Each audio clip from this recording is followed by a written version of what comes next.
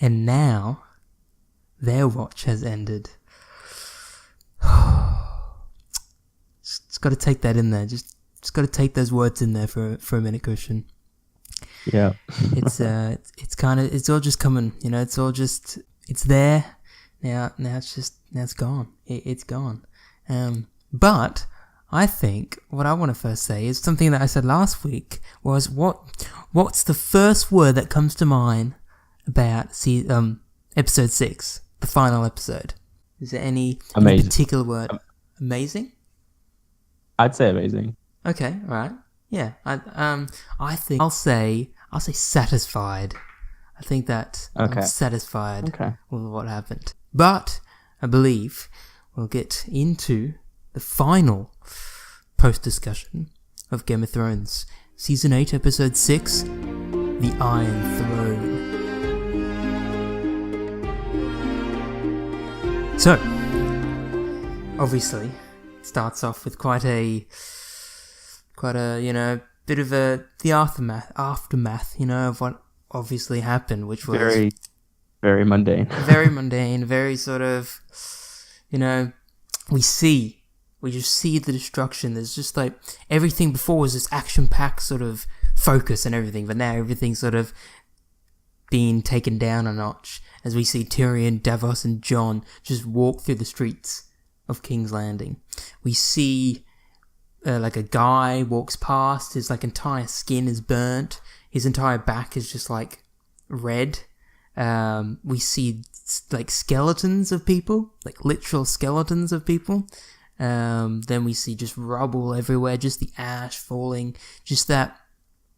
It's like that. It's just that theme of everything, just like the realization, everything. This has actually happened, and we see all this happening, and just this like. It's still sort of coming to terms with it. It's like, what the fuck just happened, really?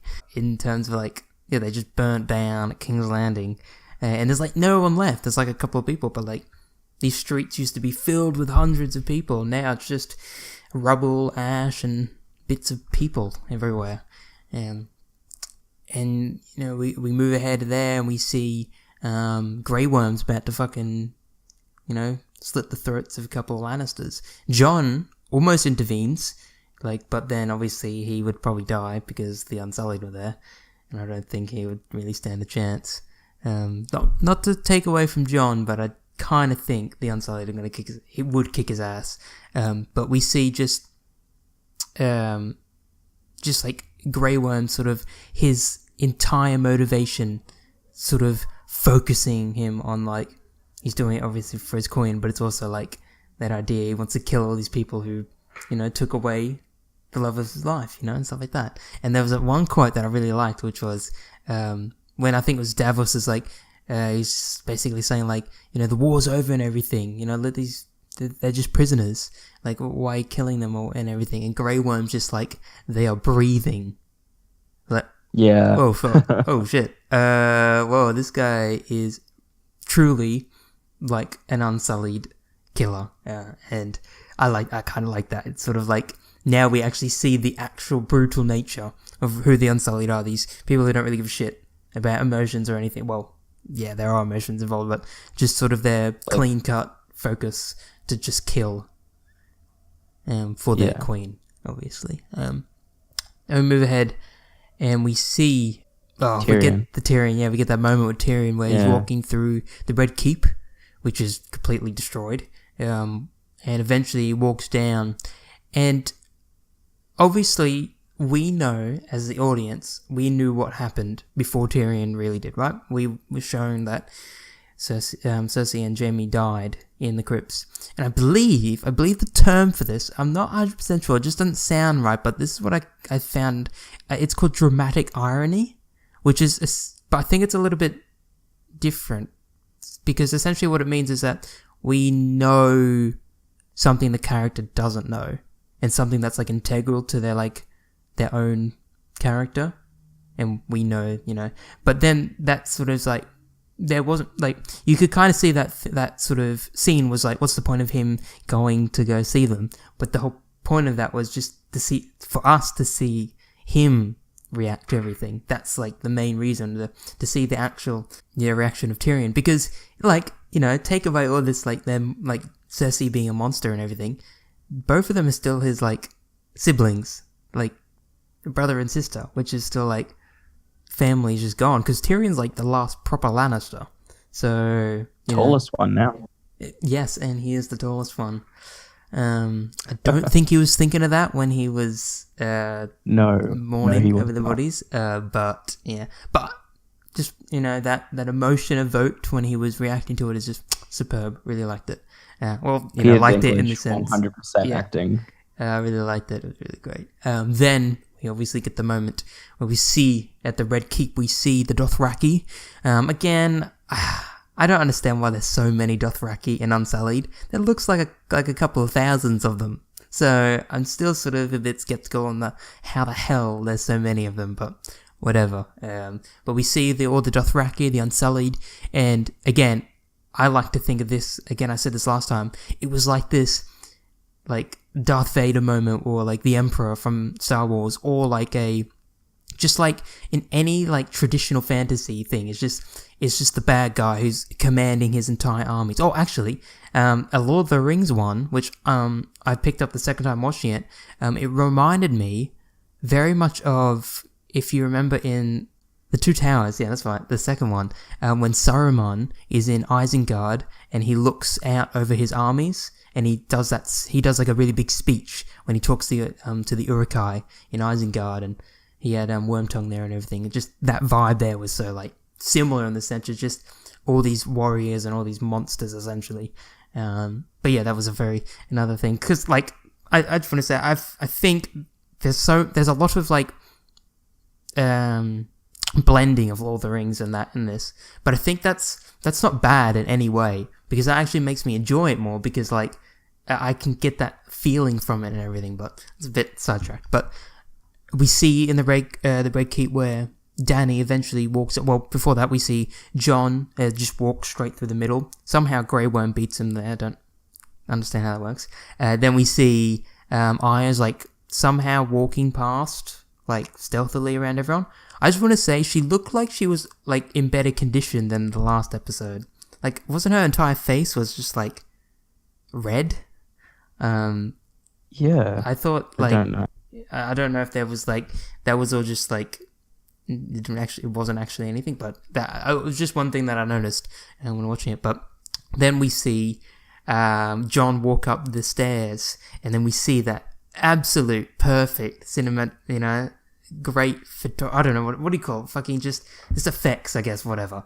When you see Dany is walking out of like the gate essentially, and behind her the dragon wings fucking spread out as Drogon roars. The cinematography. Yeah, cinematography.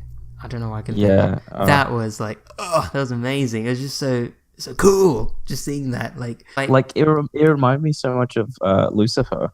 Yeah, I can see that. Yeah, just it's fucking cool, but it's also like that thematic thing of like, you know, she's the dragon queen essentially, and the queen of the mother dragons. Like and stuff like that. she just in that one shot, she's so powerful. Yeah, like it's the thing. Just this power behind her. She's literally a dragon in the sense. Like she's kind of a dragon in the sense of just how much power she wields, considering she actually wields. Well, doesn't wield, but she has a dragon on her side.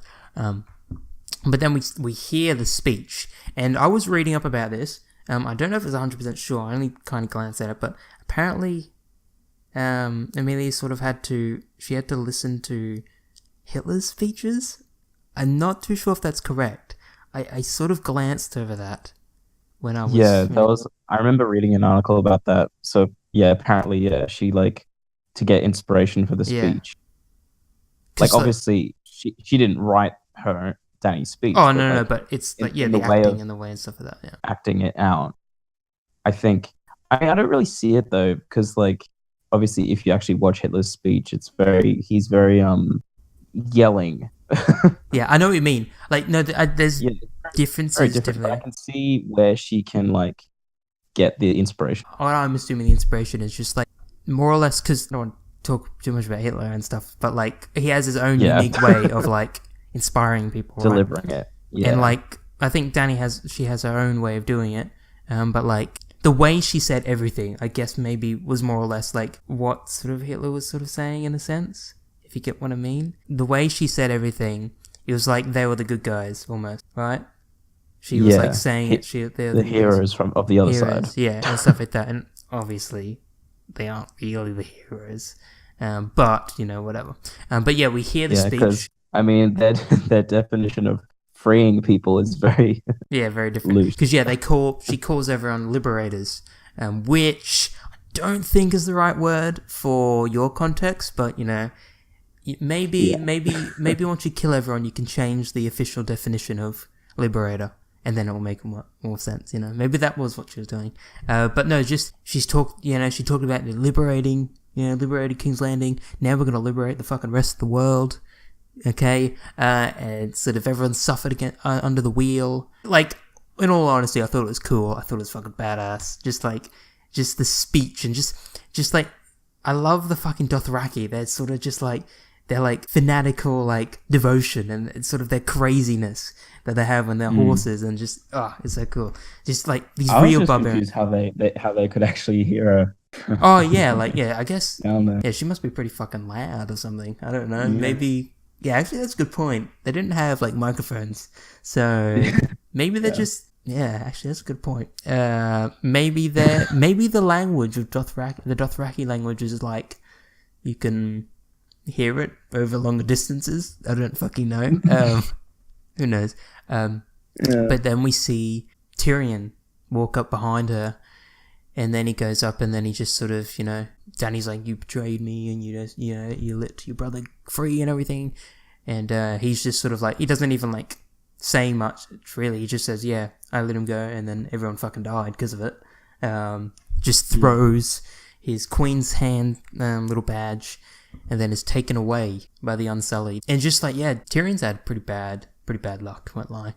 I did love that scene, but of course, he only does it now. Like, oh yeah, there are plenty of other times where he could have, But like, yeah, I guess you're not seeming like the Queen that I should be following. Yeah, but he was just But I persistent. love how he delivered it. Yeah, it wasn't. Yeah, it was just he only said like a couple of words, and that was all that was needed. And you burnt down this. Yeah, you burnt a fuck. Yeah, like they killed my dragon or whatever, and you burned down a fucking city for it. It's like, yeah, it's a bit excessive. And considering it's the biggest city in the world, essentially. But yeah, then we go that we know. Yeah, that we know. Then we move forward and we see Jon is met by Arya. Somehow Arya gets up there, whatever. And then we hear sort of Jon sort of, or Arya tells Jon sort of like, what's going to happen and everything, but like more importantly, like Jon's like a threat to Dany, obviously, because he's a Targaryen and stuff like that. And like the thing that Arya says is like she says she's Dany's a killer, and she knows when someone's a killer and stuff like that. It's just sort of like, it's not good. And like I do want to say, like, that was probably the biggest thing that Arya did this whole episode. Not gonna say much, but I just felt like there's got to be more, considering how we left off last episode. Honestly, I completely agree with you. Like, I felt a bit like, oh, okay. I'll do like a 5-second rant here. So like, the whole point of her being a faceless man is completely useless in these last 2 episodes. I'm just gonna say that. Yeah. But yeah, okay, I'll accept it because I love the show. But Yeah. Now I think they did that. I guess the point of it was because of what actually happened, and like the other stuff did make sense, but it's like maybe you shouldn't really set up Arya like that if you weren't actually going to do much. But again, it's that expectation thing, and we can't, that's what we're like. We expect more, but sadly, not everything comes. Then we get to the scene where Jon and Tyrion are talking in sort of this little prison area, which is like a kitchen. And Tyrion sort of talking, and it's a lot of sort of just conversation on like everything, like talking about, how the fuck all this shit happened, how Varys was actually right, and there's one thing that I like that Tyrion said. He's like, everywhere she goes, where Dany goes, evil men die, and they cheer her for it, right? And essentially it's that she grows more powerful because people keep cheering her on. That's why she's sort of become this, because she's so sort of caught up. And this specific point I'm saying here is actually going to come a lot more important in a second. But just that sort of quote there to talk about who Dany is, like it kind of proves exactly that Dany hasn't always been like this, but she's always had this inside her, and because people have cheered this part on of her, like this sort of more, like this larger than life sort of individual, they've made her this all-powerful Dark Lord sort of vibe thing, right? Whose entire idea is she needs to, liberate everyone, which means kill everyone. But, that's that. And again, then it comes back to that whole thing where, like, Tyrion's like, she believes it's her destiny. And I remember a couple of episodes ago, it's like, how can someone not believe it's their destiny when they walk out of a fire with 3 live dragons? How can you not believe you have a larger destiny in life if you literally survive being burnt to death and then come out with 3 dragons? Like, how can you not believe your destiny is there? It's sort of like, that's sort of another big thing is just there. I think anyone would be like, yeah, I think there's more to my life right now than just this. And just that sort of came back when I was listening to that. And then we get a bit of, emotional talk here and there, and there's some really, another couple of good quotes, which was when Jon, or what Tyrion talks about, like, when love is more powerful than reason. He says, look at his brother, obviously Jaime. But then Jon says, love is the death of duty. And we remember Maester Aemon said that, the Targaryen guy. Tyrion's just like, did you come up with that? Like, he's like, for a minute there. Yeah, fuck, that sounds pretty cool. But, and then Tyrion's sort of... And Tyrion's like, but sometimes duty is the death of love and stuff like that. And there's a bit, it sort of goes back and forth. And obviously Tyrion's sort of, the entire point there, Tyrion's just trying to tell Jon he has to make the right decision. And obviously we kind of know what that decision is. Like, maybe not immediately, but this sort of just, it's not going to be, Dany's not going to be on the Iron Throne by the end of this scene here, essentially. And sort of Tyrion brings up that whole point again, which is how Jon, he's dedicated his life to shielding the shield that guards the realm of men. Yeah. And that's like the biggest thing he's always lived by, saving everyone, does everything more than himself. It's like that. And again, it's that conflict that goes in his head that is perfect, because he wouldn't just think of, okay, yeah, maybe I'll just kill Dany. And there's still that conflict. And then Tyrion eventually tells Jon, like, what about your sisters? What about the rest of the world and everyone like that, And then I feel like then Tyrion's like, you have to make the right decision and you have to choose now. And I think Jon sort of, well, I don't think he probably fully chose then, but he sort of knew that he had to do it. Then we get to the scene with the throne room, and I feel like the music here was perfect. It was like this heartbeat sort of tense, dramatic music that played just in the background. It wasn't any like high-end anything, but it was like, the way, like, I guess I can describe it is like, it's like a something that, it's music that foreshadows something that's coming. It's like building up to something. There's like the tension in the music itself is like building to something as Jon was walking. We see Jon walk past Drogon, who's like inside a fucking like rubble. That was so cool. That was fucking cool.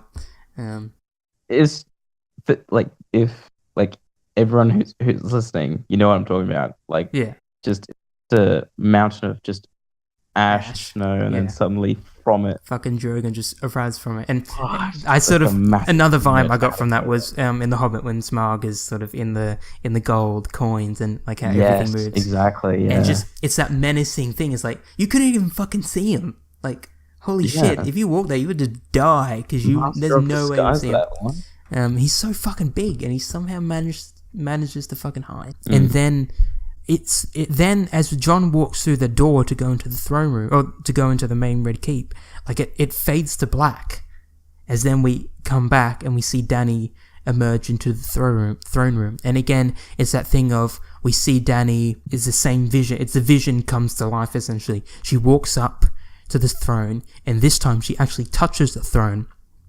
And the music playing in the background, this is another, like, I think this music played before. I don't know what the name of it is, but I think it's played with Dany most of the time, and it's almost that like her destiny's been achieved sort of music. It's like your goal is, you've done it. Well, you've done, you know, one of the main parts of it, which was get the throne back. I feel like something just ticked in my head when Dany touched the throne. I felt like I just realized I think we said it come up every now and then, but I haven't really fully explicitly said it. But we just like got to think about this. That throne, you got to like how powerful and corruptible that throne is this whole time. Yeah. The entire purpose of Dany was to get back on that throne. Sorry, and just think about that. Like, how corruptible is this mountain of swords? Right? Just think about that. And fuck, this was like, okay, I feel like this is just fucking Lord of the Rings now. It's literally the One Ring. Because it corrupts people. Yeah. It's so powerful, and the only way, well, I won't go into that, but like, just the entire mantra behind the One Ring and the Iron Throne are very similar. Though the Iron Throne isn't the main purpose of the show. They have the same fate. Yes, they both have the same fate and everything. And I want to say that in a second. There's a very, very big similarities in between it. And I like that, but again, it's like, it's literally just the fucking ring, but it's a chair this time. And then we see Jon arrive. Her eyes, though.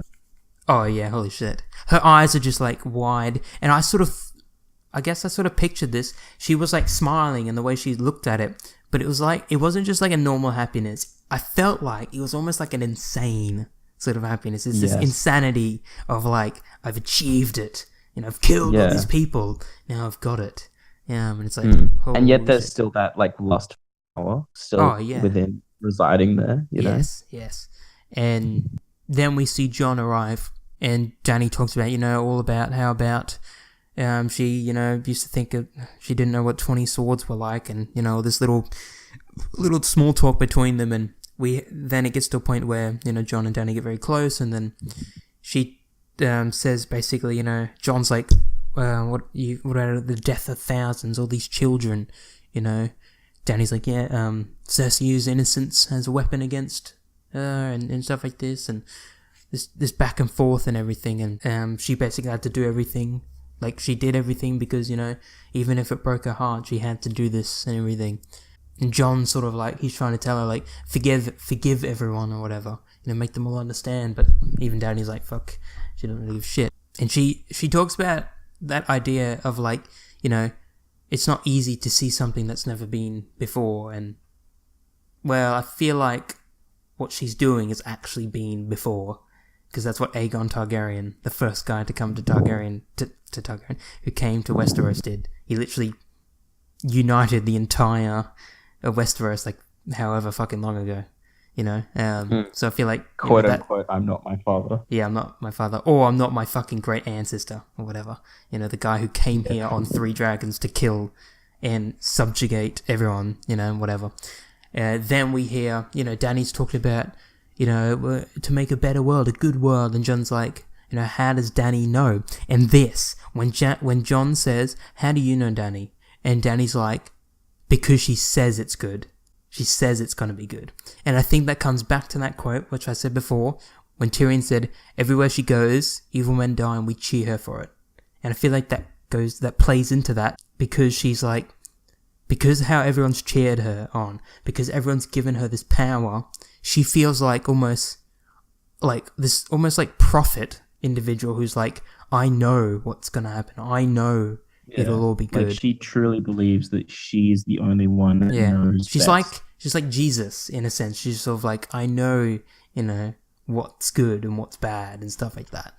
And I felt just like, just how, like, just think about that. Like, the only reason why she's been like that really is just because of how everyone's told her she's doing the right thing.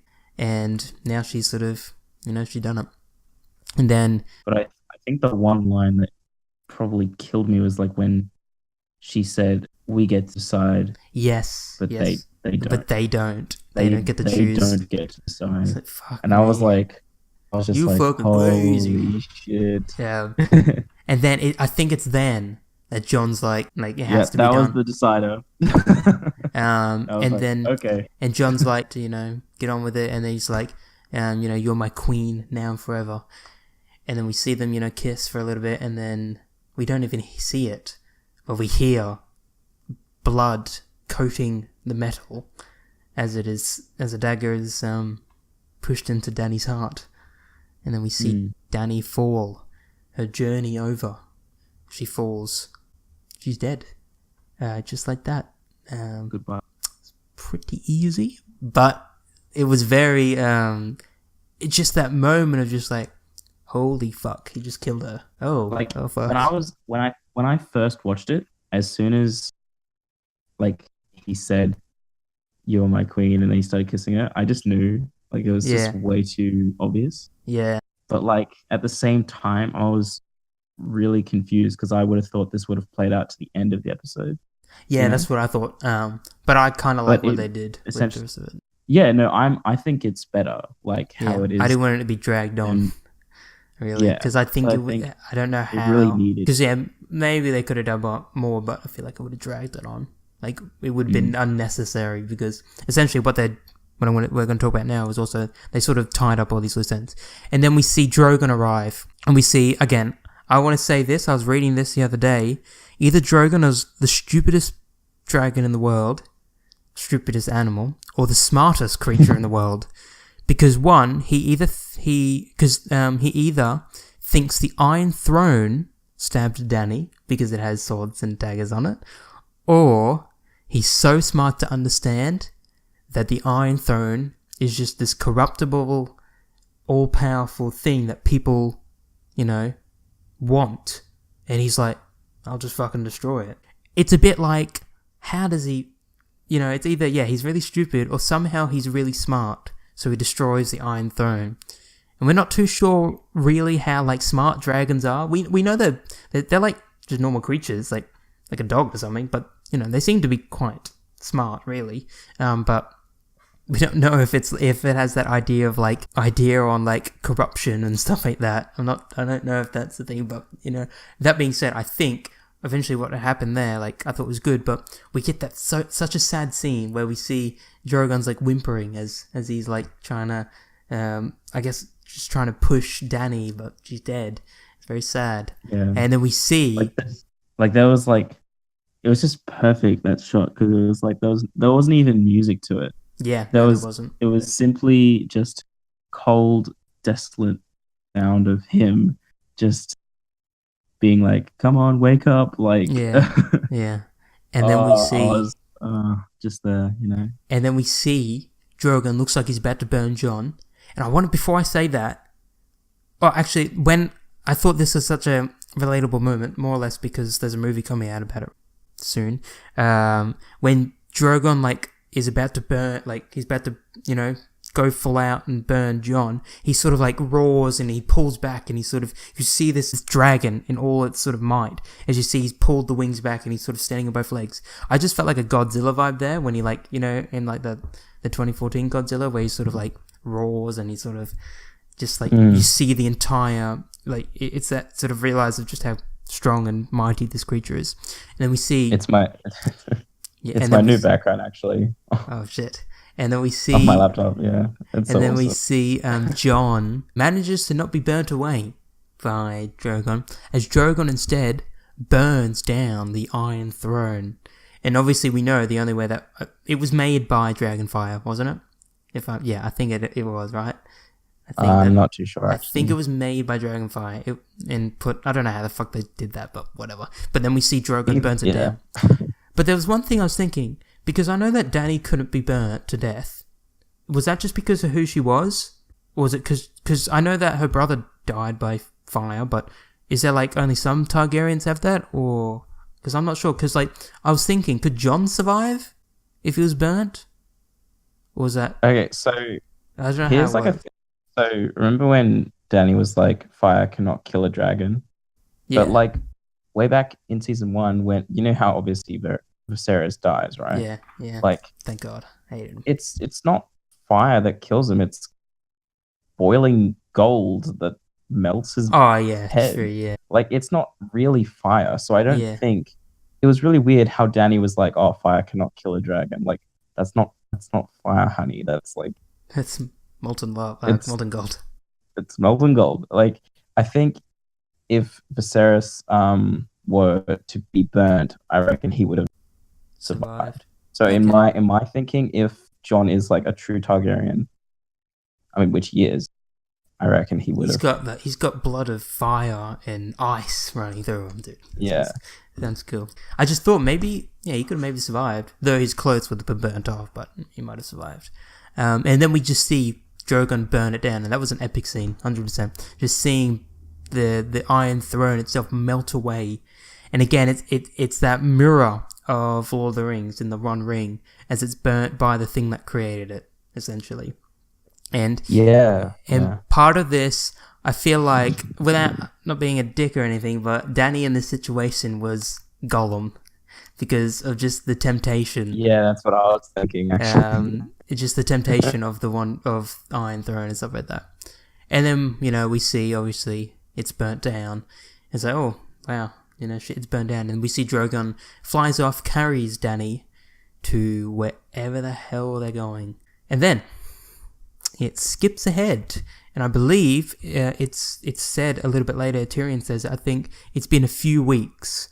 We're not too sure what the actual time jump is, but at first when I saw this, because we saw like Tyrion was in a cell, and we didn't actually know it was a time jump, but when he was walking outside and we saw like all the other great houses, they always sort of like, this doesn't really make any sense. Where's the ash and everything, right? So it was a bit confusing, but then he says later on, he's like, oh, it's been a couple of weeks. It's a bit weird, the time jump, but I feel like unless they said they put like a time sort of thing, a timestamp or whatever, like a title, it says like 4 weeks later, but I don't think they needed that. I feel like it was alright enough because it's sort of justified later. But then we see the bit of we see all the great houses there, all the other people there. We see Grey Worm takes out Tyrion, and we hear sort of like Jon Snow's still a prisoner, but he wasn't taken there, and all that Grey Worm wants, he doesn't want gold, he doesn't want land. All he wants is he wants justice. And we get a bit of talk about where I think Tyrion says, choose your king or whatever, right? And then we get a moment of everyone sort of like looking at each other, and I think his name's Edmure Tully, as he fucking stands up. I feel like, because I was reading this, and I think that makes sense, he's like comedic relief in these situations, because he's not really like... Yeah, because remember when he tried to pull back the fire arrow in... when he was trying to burn his father's funeral, and he missed like 3 times. That was funny. I like that. Yeah, that was pretty funny. But yeah, and then we see him sort of like, he's obviously, getting ready to say he should be king, but then Sansa's like, sit down, just fucking sit down. Yeah, just sit down. Don't do anything. Don't say another word. And then we get fucking Sam over here on the same fucking wavelength over here, right? He's like, why don't we let the people decide? Yes. I was like, yes! You're a fucking genius. And everyone's just like, maybe we should fucking let the fucking dogs vote as well. It's like, yeah, actually that makes sense. Why don't we let the fucking dogs vote? But again, that whole idea that is understandable, because think about it, like all these great noble houses, they don't give a shit about the peasants. They just, all they care about is the peasants do their work for them. So it's pretty justifiable. But just seeing the faces and the reactions of everyone, like, on democracy is just like, what are you fucking talking about? What, are you a fucking clown over here? Like, what's this shit? And even like, we get a view of Sansa who's like chuckling to herself. It's like, oh fuck, I thought these people were a bit more nice. But we got to realize that these people are nobles. These people live on, the work of everyone else. That's the reality of it. Everyone here works. They all live off all the thousands of people who work for them. It's pretty bad, really. Yeah.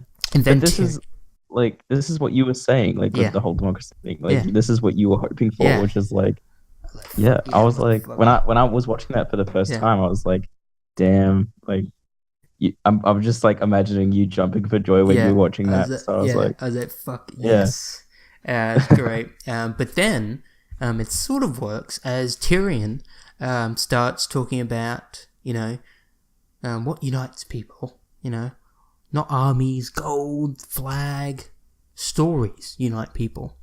Nothing is more powerful than a story, than a good story. Nothing can stop it, no enemy can defeat it, and who has a better story than Bran the Broken? I felt like the Broken is definitely a bit harsh. Maybe you could have said something else, maybe Bran the Wise, that sounds a bit better. Bran the Seer, even Bran the Raven, Bran the three-eyed raven. Don't make your physical attributes define who you are. Yeah, oh my god, it's totally shit. Bran the wheelchair bound. I reckon, you don't call Tyrion Tyrion the Small or Well, I guess you call him the Imp, but you don't call him that officially. But this is an official name that everyone's gonna know him as. Yeah, this is an official name. Oh, whatever. Oh, it's so mean. And then you're giving the poor bastard. He doesn't want it in the first place. Yeah. You're calling him names to begin with. Yeah. But man, when Tyrion's I can't remember what he says, but Bran knew this. I felt like he must have known this was gonna come, because he says, why do you think I came all this way? It's wait, is that a joke, or is that... I can't really tell if he's being sarcastic, Yeah, so this is a thing. I always thought, as the Three-Eyed Raven, that he can see the past, present, and future. That's what I thought too.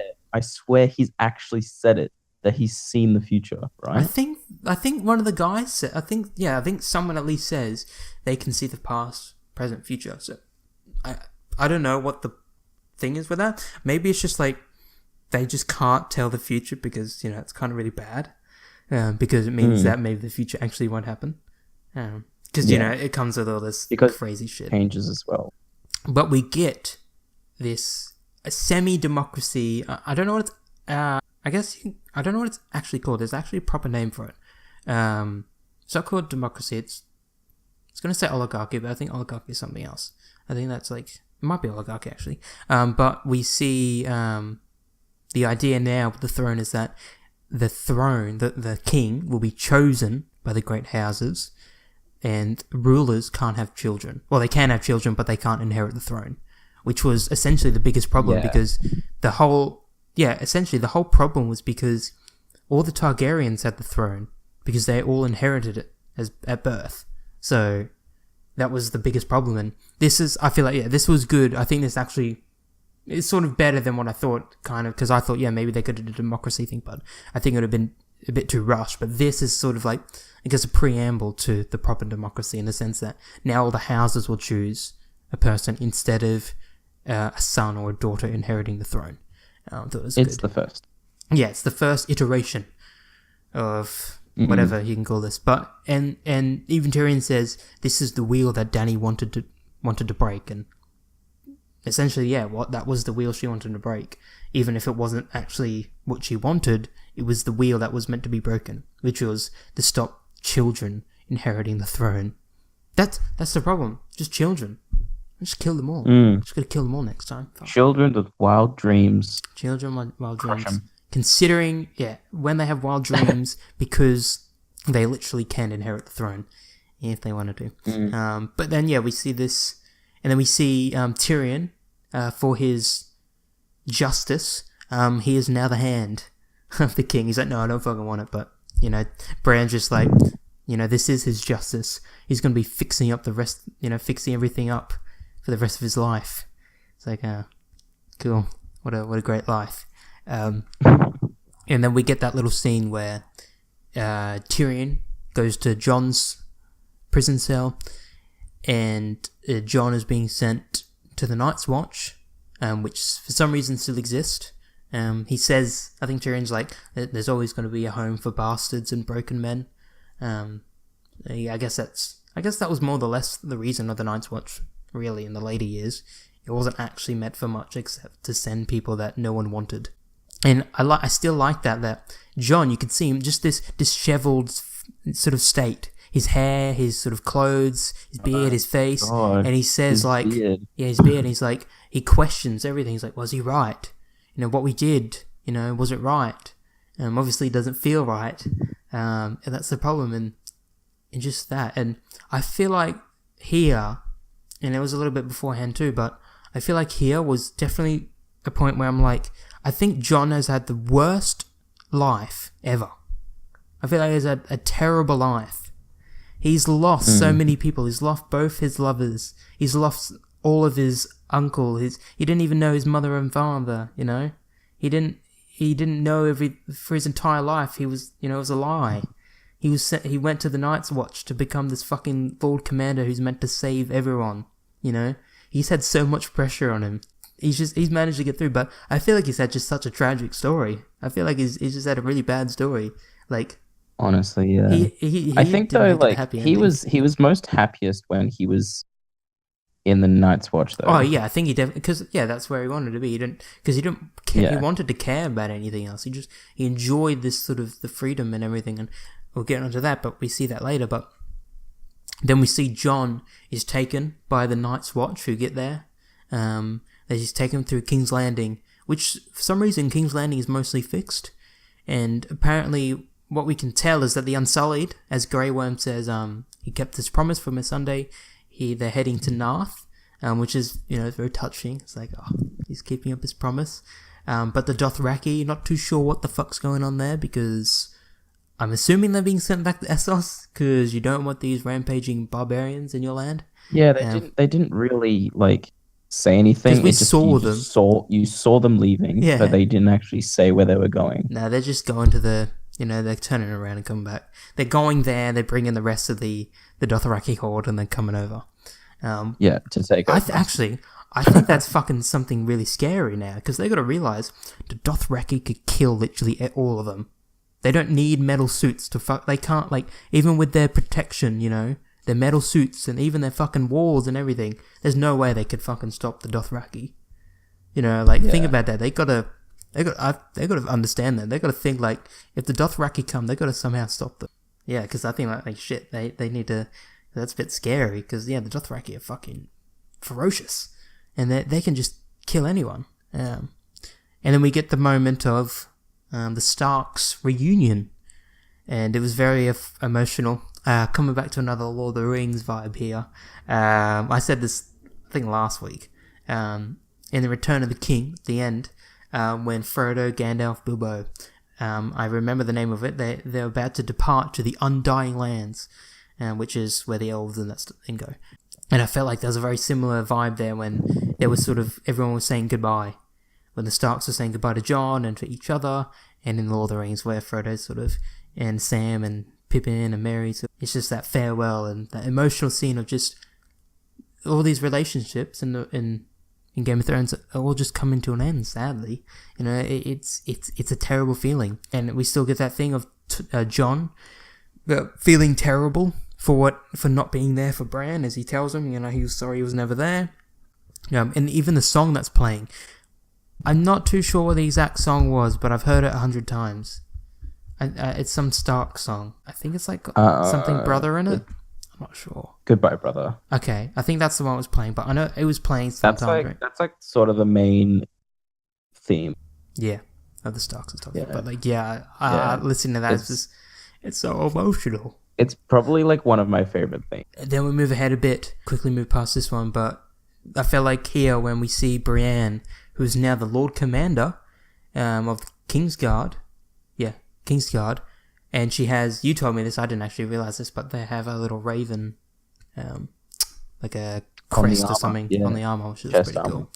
And we see Brienne, who, you know, we learned that the Lord Commander has to write the notes of the past nights and stuff like that, and she completes the final entries of Jaime's deeds. And in reality, like, Jaime did quite a lot of good things, and I'll skip over these really quick, but there's some things he did. Obviously murdered King Aerys, obviously became known as Kingslayer.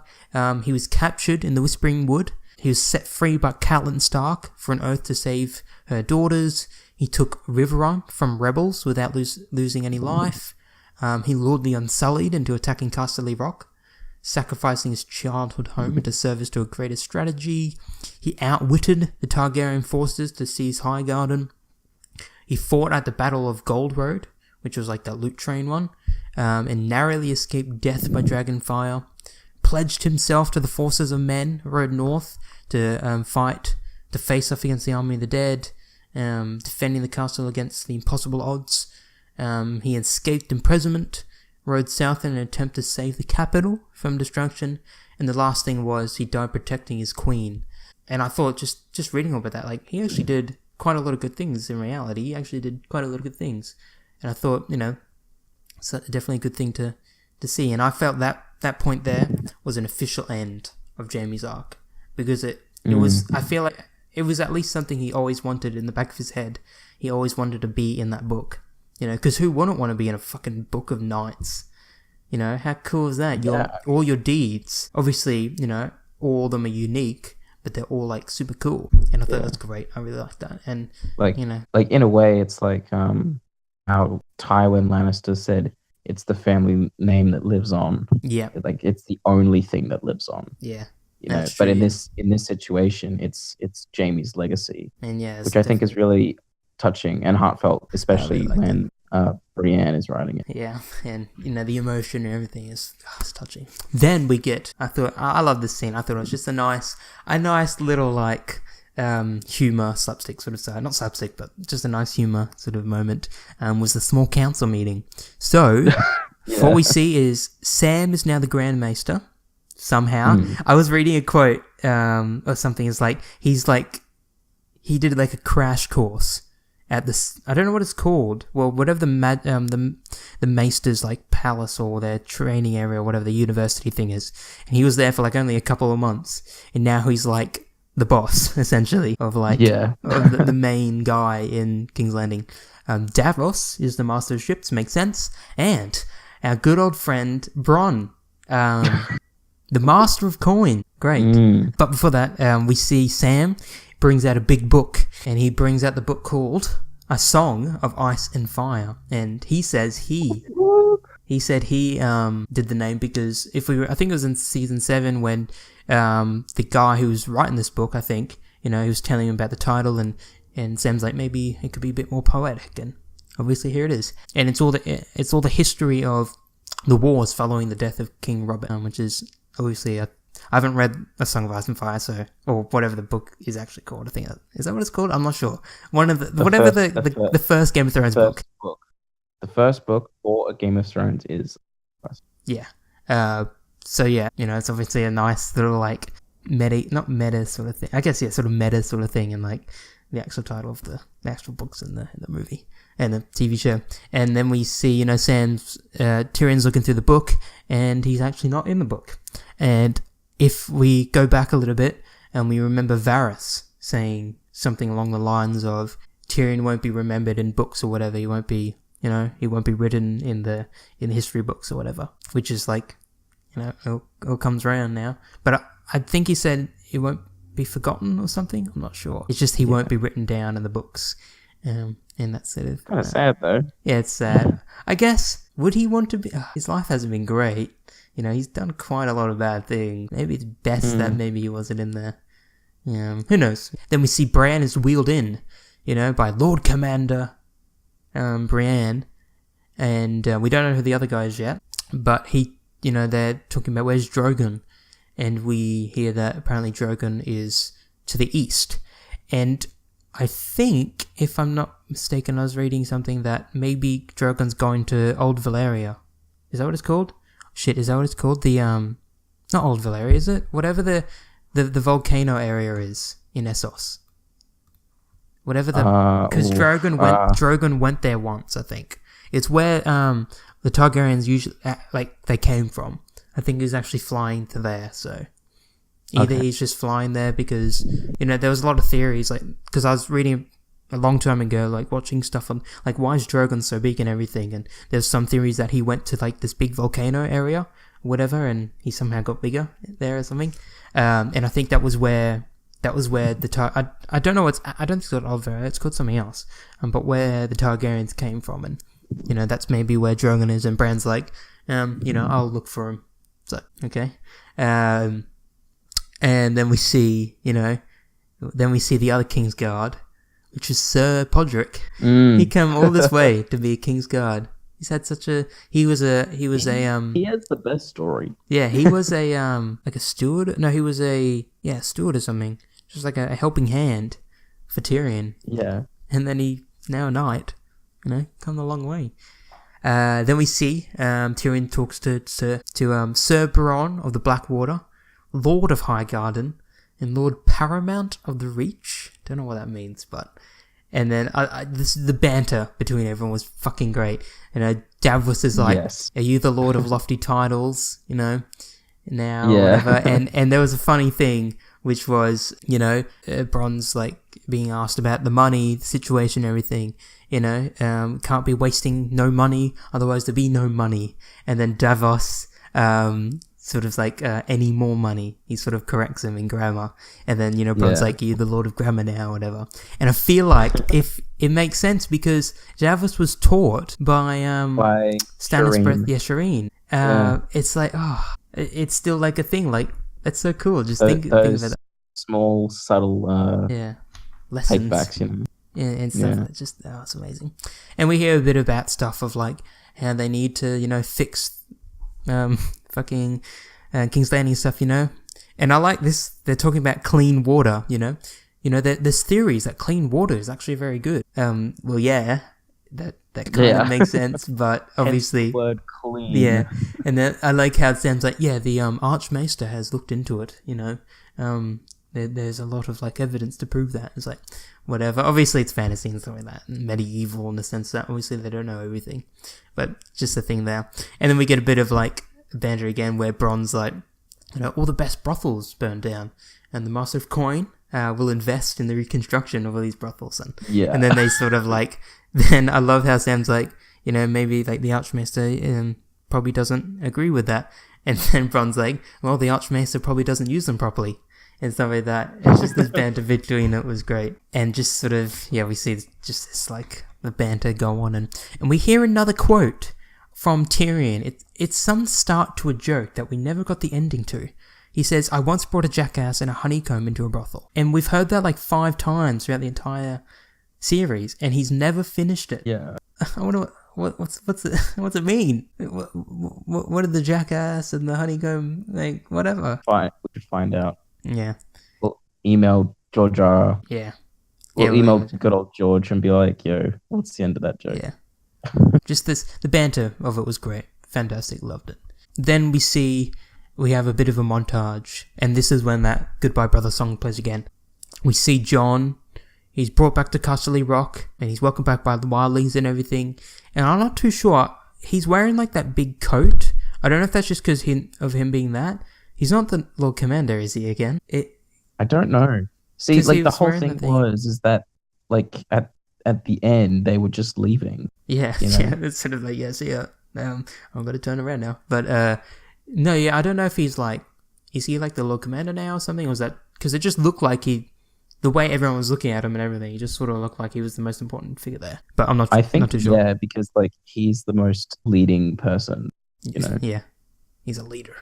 And then we finally see Jon pet Ghost for all of that couple of seconds. But it was at least... That's all we wanted. That's all we wanted.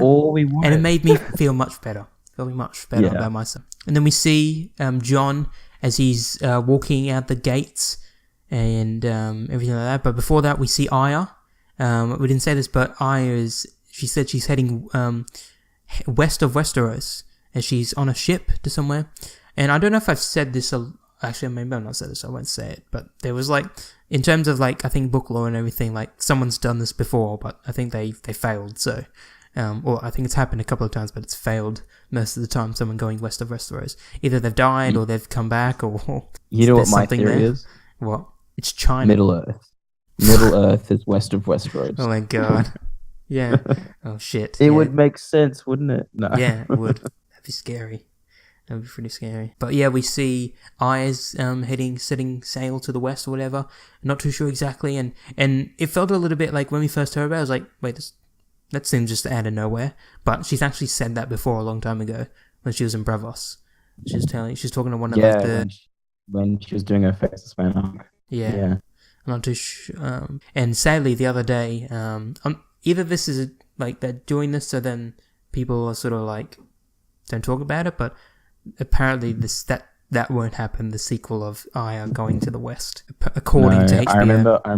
I also remember seeing an interview with George R. R. Martin where he said there won't be any sequels. There is only, like, as of now, it's only the prequels that we're looking. I understand like how would it work, but I don't know. I think it would be such a cool sequel. I think it would be different. It would be different to anything I've ever seen because instead of it's focused on like an exploration series, and I think that'd be cool. Because who knows what's west of Westeros? It could be like America, like obviously it could be Middle Earth, but it could be like an America sort of world, or it could also be like China or something, like a Chinese sort of Oriental style place, or who knows what it could be. For all we know, it could be literally just modern humans, just like a bunch of just super advanced people, and stuff like that, or just aliens. Who fucking knows? Or an entire continent of just jungles, maybe like Brazil or something like that. That'd be cool. Who knows? The Amazon. That'd be cool. But who knows? Sadly, that won't happen. But then we get to see Sansa. She I didn't say this before, but Sansa's managed to acquire the independence of the North, and now she's the Queen of the North. She's given a crown. She's won her like side quest, her side quest, the Game of Thrones, which was a fucking big side quest. Getting the independence of an entire kingdom. It's quite big. And she gets this really cool crown, which is like two direwolf. Oh, it's like a direwolf crown. That was pretty cool. And I think it's very similar to Cersei's crown when she was on the Iron Throne. But no, yeah, we see Sansa gets fucking the entire North, their independence, which is like a really fucking big thing. Because now the Westeros kingdoms are only 6, really. And who knows what that obviously means in the future, but where they left off, it was like, oh, it's all going to be good. Yep. But then we get the last final scenes where we see Jon leaves, goes beyond the wall as we see the wildlings are taken out. And I feel like there's a couple of almost like things that go full circle here is that, well, the entire series comes full circle because it began beyond the wall, and now it's ending beyond the wall. And I want to say that a bit just a little bit after, but then I feel like it's also reminiscent of almost like Maester Aemon, like Jon's like Maester Aemon. He gave up everything. Well, he didn't really give up everything, but he left everything behind, and now he's working for the Night's Watch and everything. Renouncing his lineage and titles and everything. And then we see them walk out, and there's a little like it's a split second sort of thing where we see in the snow there's a little bit of green grass poking through the snow, which is I'm assuming a sign of spring. It makes sense, and it's that hope sort of thing, and I don't know if that's meant to be just like a hope for these like the people, or just like to make it means that the show's not maybe ended, but still good things about it. But I don't know if it's actually like, because I think there's a book Thingo's writing that is called Spring is Coming or something like that. Spring's something. I'm not too sure. I think there's a book about like that has spring in the title that's meant to be. It's going to be made. So I don't know if it actually like correlates to that, but who knows.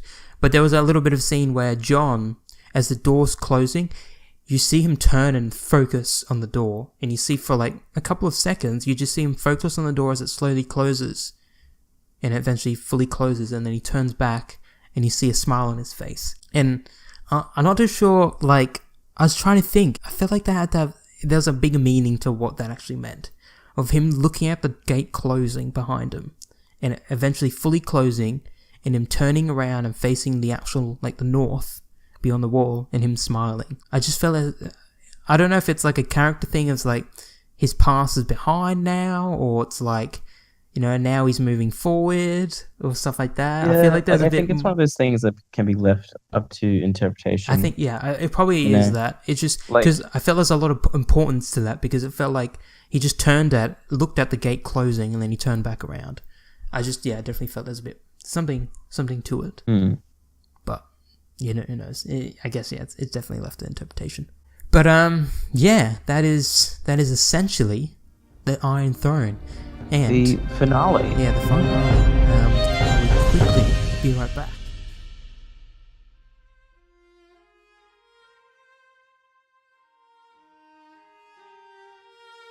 Well, it's quite an emotional journey. 6 episodes, all done. 6 weeks. Can't believe it.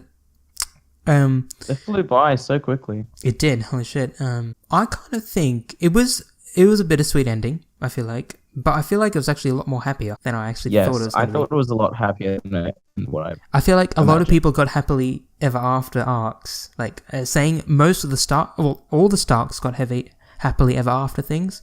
You know, they all got everything in their own way. In their own way. The small council, you know, even Tyrion got his own way. Bronn got his own way. And everyone else, you know. Somehow, this killer. But I just feel like, obviously, I feel like the worst part was Dany dying, but, you know, I feel like definitely there was just a happy ever after for everyone. Which was, I thought there wasn't going to be that. I thought it was just going to be terrible and all dread and everything, but turns out there actually was going to be happily ever after. Which, you know, it went against my expectations. It surprised me, and I was happy about that surprise because it made sense to me. You know, it didn't seem too far-fetched, and I really enjoyed it. But yeah, I definitely think it was a good happily ever after moment. But, you know, the thing is, it's the end of an era. I know. But I don't know how to feel. Yeah, I do want to say though, like, I feel like, I said this last episode, it's like the beginning of something, like the foundations for more to come. Just think of how much fucking cool shit's going to come out of this. Everything that people have learnt from this, just like, it's going to be great, I think. And obviously I know there's a lot of controversy on the season 8, and, you know, I understand all that, but I just thought, you know, season 8's the sort of, like, I feel like the entire series runs on a wheel, and season 8 is the one that broke the wheel. I feel like that's a bit, you know, you kind of get that feeling. I felt that was a bit of a feeling around it, that, like, obviously season 8, the point of it was, in terms of the story, to break the wheel, and in essence, the entire season 8 broke the wheel. I thought there's a bit nice there, a bit nice relation. That is essentially the end of Game of Thrones. For now, anyway. You know, there's still books to come, and there's prequels and whatever to come. But I don't want to leave us being here too long. But in the next, maybe it probably won't be for a little bit, but maybe in a week or two, there'll be another video coming out. And another podcast coming out, which will be, essentially, it's going to be a post-series discussion on Game of Thrones. Everything from what we enjoyed, our best moments, worst moments, best characters, character arcs, favorites, just anything in it. And also, I guess, talking about maybe, you know, the implications of all this, the future, not just in terms of the lore in Game of Thrones and sort of how this all went, but again, I'm going to probably bring it in, sort of talking about what this actually really means for, like, the industry of writing and everything, and movies and TV shows and books and everything. Just, again, you got to think about this. This series introduced fantasy to so many people. Before this, people wouldn't really read much fantasy. Like, the only other big fantasy was Lord of the Rings, and even then, not very many. Well, a lot of people watched it, but there weren't as many now, I feel like. A lot of new people have come into Game of Thrones, and they've been introduced. Because, you know, I was reading up, I think it's on Reddit, there's like a fantasy group, and there's a lot of new people coming on there, like, trying to move on from Game of Thrones, right? They're trying to get onto other books and stuff like that. Yeah. And, you know, it's just like, think about it. Yeah, it just introduced a whole new load of people. But yeah, it's a great series. Perfect, I think. It showed me a lot more about, both in terms of fantasy, characters, story, and everything. It showed me a lot more than I initially expected. You know, when I first heard about it, I didn't really think too much about it, to be honest, because I was, you know, I guess I just didn't really care for it for some whatever reason. Don't know why. Sort of stupid, really, because, like, it is literally up my alley. But yeah, here we are. I pushed you in the right. Yeah, you pushed me in the right direction, and I am eternally grateful for this this TV show. You know, it is. Yeah, for me, like, this show, man, it's really changed, like, my views on, like, a lot of things. You know. Yep. Same here. You know, and it's molded. Like, I feel like it's even like a part of me You know, Yeah, not true. like Yeah. I am that invested in it. It's just Yeah. I feel like even when I'm like 80 years old, I'll still recall like, oh yeah, first ever favorite thing that I always loved doing was watching Game of Thrones. Yeah, no, yeah, that's definitely part of it. It's like, oh, It's sad, man, obviously, to see it go, but yeah, sadly, part of the journey is the end. Sadly, as as it always is, as Tony would say. as Tony would say. And where was Tony in this? What the fuck? Tony Yeah, Stark. fuck. Jesus. Well, Snap his existence. snapped his existence in the Marvel Cinematic Universe and brought himself into the Game of Thrones universe. Yeah. That's what he did. But I believe this is where we'll end it, unless there's anything else you want to say, Christian. It's been a long road. Yes, it has been definitely a long road. It's been a long road, been a long and we're road. here. Well, And I wish everyone the best support for trying to get your Game of Thrones vibe. yeah. Like your support system. Well, Call me for that support group, you know.